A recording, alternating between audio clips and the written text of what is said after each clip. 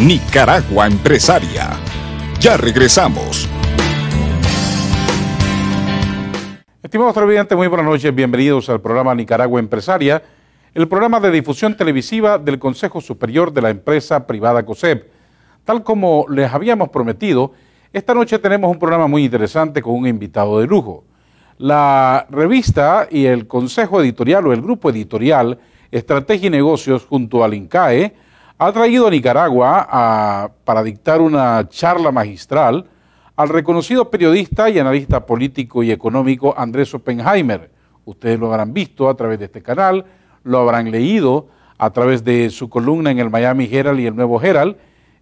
Una persona muy reconocida que tiene muchas experiencias que contarnos a los nicaragüenses y a quien le damos la más cordial bienvenida. Muchas gracias, muy amable por tan gentil presentación. En base a sus experiencias y algunos libros que usted ha escrito, usted tiene ahora un nuevo concepto y viene a dictarnos una charla alrededor de la innovación y la educación para ser exitoso en una economía post-crisis. Es decir, vamos a superar la crisis. Bueno, como tú bien decías, vine a presentar mi nuevo libro que se llama Basta de Historias. El subtítulo es La obsesión latinoamericana con el pasado y las 12 claves del futuro.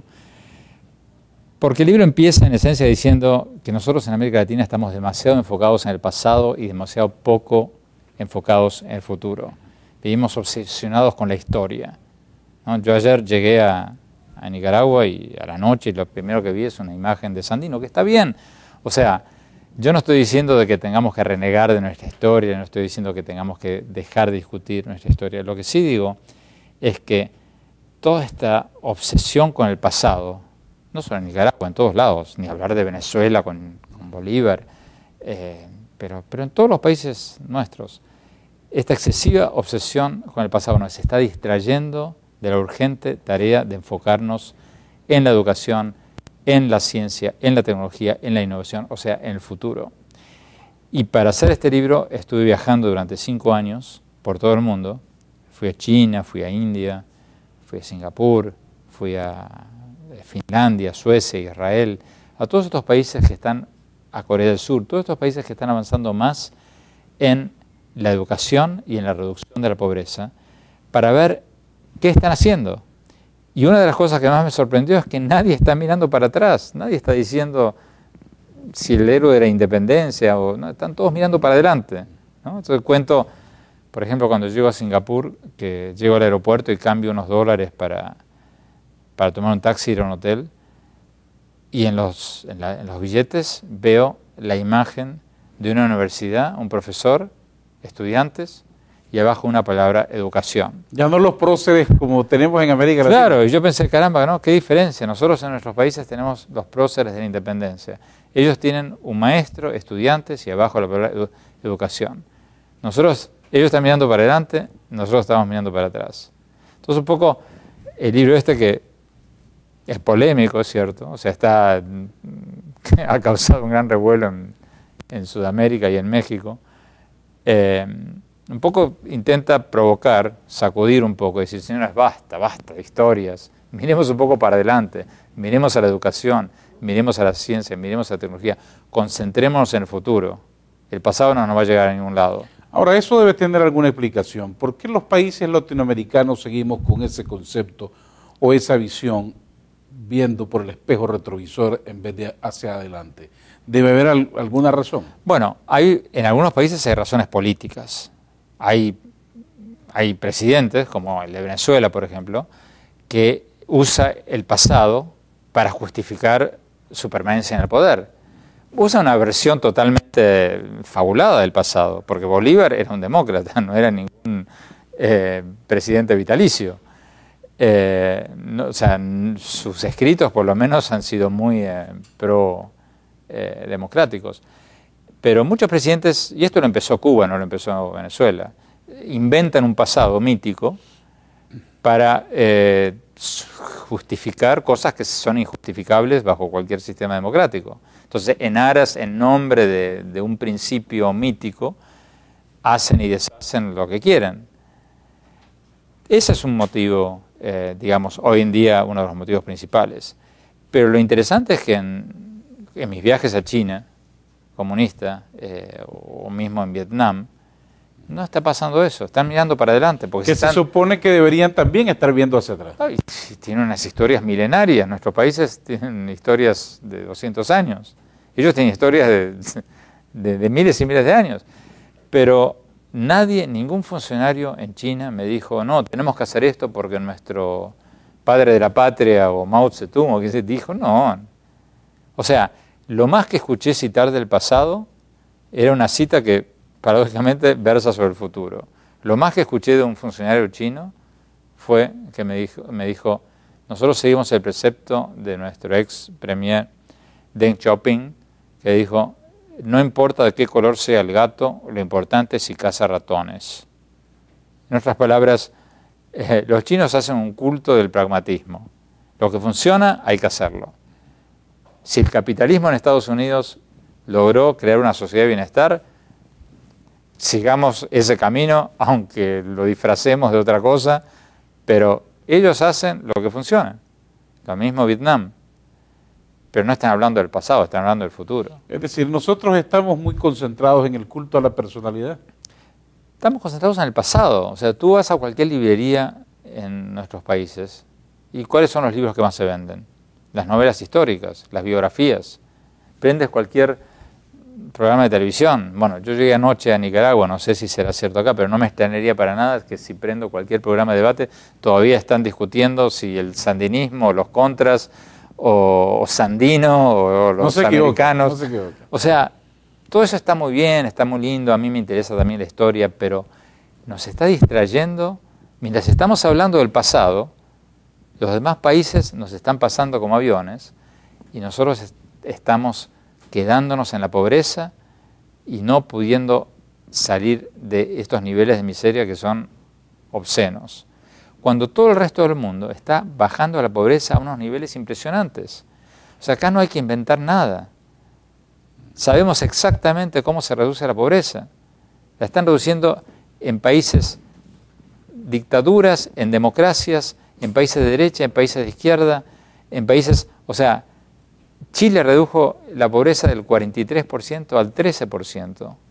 Entonces acá no hay que inventar el agua tibia, hay que decir, bueno, a ver, ¿qué hicieron los chilenos? Bueno, hagámoslo. Atraer inversiones, educar a la gente, educar con calidad, no solo con cantidad. ¿No? O sea, Entonces, ¿qué le falta a América Latina a nuestros países? Renovar los liderazgos, falta de visión de futuro, hacer un alto en el camino, reflexionar. Poner a la educación en el centro de la agenda política. Poner a la educación en el centro de la agenda política. Pero la educación de calidad. Porque ¿qué es lo que tienen en común todos estos países que más están reduciendo la pobreza? Toma un caso como China, toma un caso como Singapur. Una dictadura de izquierda, una dictadura de derecha. India, una democracia de izquierda. Chile, una democracia de izquierda. Israel, una democracia de derecha. Finlandia, una democracia de centro-izquierda. Noruega, bueno, todos estos países, ¿qué tienen en común? Que le han apostado todo a la educación, a la ciencia, a la tecnología y a la atracción de capitales. Tanto los países comunistas como China, como los capitalistas, tienen en común la atracción de capitales. La inversión extranjera en China es mayor que en cualquier país del mundo. Del mundo en desarrollo, por cierto. O sea, hay 2 o 3 cosas que están haciendo todos. Algunos en nuestra región del mundo o no la ven o no la quieren ver. Pero, caramba, si uno mira cuáles son los países del mundo que más reducen la pobreza, ve que tienen ciertas cosas en común que no tienen nada que ver con la ideología. Porque China supuestamente es un país de izquierda, pero atrae inversiones como ninguno. Fomenta la internacionalización de la educación como ninguno. Está haciendo todas las recetas capitalistas, con verborragia de izquierda, por supuesto, pero es el país más capitalista del mundo. Ahí no hay trabajo infantil. Bueno, probablemente también en nuestros países el caudillismo, el continuismo en el poder, el clientelismo político nos afecta. el que se trabaje solamente para determinados partidarios y no para todo un país entero. Pero eso también tiene que ver con la educación, porque si tú no educas a la gente, estás creando ese clientelismo político, estás creando un voto cautivo. Si tú tienes un partido en el poder que regala un chancho a cada campesino y no educa a ese campesino, lo va a tener cautivo por el resto de los siglos. Entonces, la única manera de que ese campesino de caramba, ¿por qué yo voy a esperar que el gobierno me regale un chancho, un cerdo, dicen chancho aquí, o sí, un cerdo, sí. Antes de las próximas elecciones, cuando yo podría tener 10 cerdos, 20, 50? Pero para eso hace falta educarlo. Hay que poner a la educación en el centro de la agenda política. Y en la conferencia que voy a dar mañana, a las 9 de la mañana, en el Intercontinental, por cierto, como decías, organizada por la revista Estrategia y Negocios y el INCAI, voy a contar algunas de las cosas que están haciendo algunos países, no como gobierno, porque yo no creo que ninguna solución de estas va a venir del gobierno, sino como empresarios, como sociedad civil, como padres de familia, para mejorar la calidad educativa. Se puede. Ahora, esas sociedades, ¿cómo hicieron para que el tema educativo esté en la primera agenda nacional? Bueno, hay diferentes casos. En Asia tienen una cultura familiar de la educación que viene de hace miles de años. Viene de Confucio, la filosofía de Confucio. La familia asiática invierte todo su tiempo y todo su dinero en la educación de sus hijos. Eso no lo tenemos lamentablemente en Occidente. Pero en Occidente hay muchos países que están poniendo a la educación en el centro de la agenda política. En el libro cuento el caso de Brasil, por ejemplo. Mañana en la conferencia voy a contar un poco el caso de Brasil y el caso de India, pero sin adelantártelo todo, porque si no, no va a venir nadie si la cuento toda. Pero para darte un poco la idea de lo que estoy hablando, en el caso de Brasil, en el caso de varios otros países, digo en el libro que la educación es algo demasiado importante como para ser dejado a los gobiernos, porque los políticos de todos los colores piensan en plazos electorales, en 4 años. La educación es una inversión a 20 años. Hay que invertir en perfeccionamiento de maestros, perfeccionamiento de directores de escuela. Es una inversión a muy largo plazo. Entonces, para lograr que los gobiernos inviertan en calidad educativa, en perfeccionamiento docente, en perfeccionamiento de directores de escuela, hace falta una enorme presión social.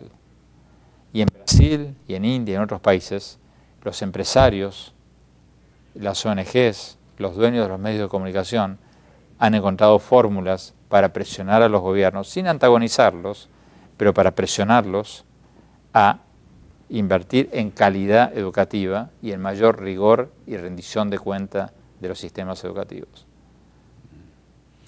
Bueno, en Nicaragua también se protesta mucho por mayor mejoría en la calidad educativa, pero también en la mejoría del salario de los maestros. Hablaremos de eso después de estos importantísimos mensajes. Nicaragua Empresaria. Ya regresamos.